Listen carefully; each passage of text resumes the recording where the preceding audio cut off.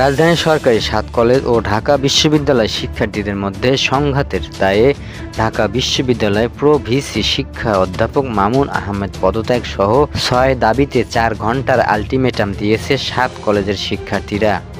আজ বিকেল ৪টার মধ্যে দাবি না মানা হলে কঠোর কর্মসূচি হুঁশিয়ারি দিয়েছেন শিক্ষার্থীরা।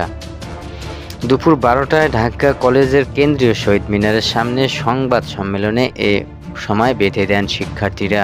এর আগে ঢাকা বিশ্ববিদ্যালয়ের প্রো ভিসি শিক্ষা অধ্যাপক মামুন আহমেদের অসৌজন্যমূলক আচরণ করেছে এমন অভিযোগ এনে রোববার রাতভর বিক্ষোভ করেছে অধিভুক্ত ৭ কলেজের শিক্ষার্থীরা। সন্ধ্যা ৬:৩০ থেকে সায়েন্স মোড়ে অবরোধ করে ৭ কলেজ শিক্ষার্থীরা।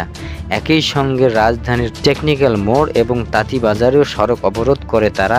অবরোধের পর রাত ১১টার দিকে ৭ কলেজের শিক্ষার্থী প্রো ভিসি অধ্যাপক মামুন আহমেদের বাসভবন ঘেরাও করতে আসতে চাইলে মুক্তি ও গণতন্ত্রের তরুণের সামনে তাদের বাধা দেন ঢাকা বিশ্ববিদ্যালয়ের শিক্ষার্থীরা।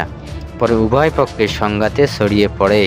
ভোর ৩টা পর্যন্ত এই ধাওয়া পাল্টা ধাওয়া চলে। এ ঘটনায় ৭ কলেজের অধ্যক্ষদের সঙ্গে সোমবার দুপুর ১২:৩০টায় জরুরি সভায় ডেকেছে বিশ্ববিদ্যালয় কর্তৃপক্ষ। রাতে জনসংযোগ দপ্তর থেকে পাঠানো এক বিজ্ঞপ্তিতে বলা হয়, সভায় অধিভুক্ত সরকারি ৭ কলেজের শিক্ষার্থীদের স্বার্থে সংশ্লিষ্ট বিভিন্ন বিষয়ে আলোচনা করা হবে।